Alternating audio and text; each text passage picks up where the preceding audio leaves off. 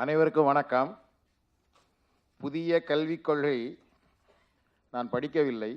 ஆனால் புதிய கல்விக் கொள்கை 6 தளங்களில் அமைந்திருக்க வேண்டும் என்பது விருப்பம். 1, குழந்தைகள் கல்வி. 2வது துவக்க கல்வி. அடுத்தது உயர்நிலை கல்வி. அடுத்தது ஜூனியர் காலேஜ், உயர்கல்வி, அதாவது ஐஐடி போன்றது.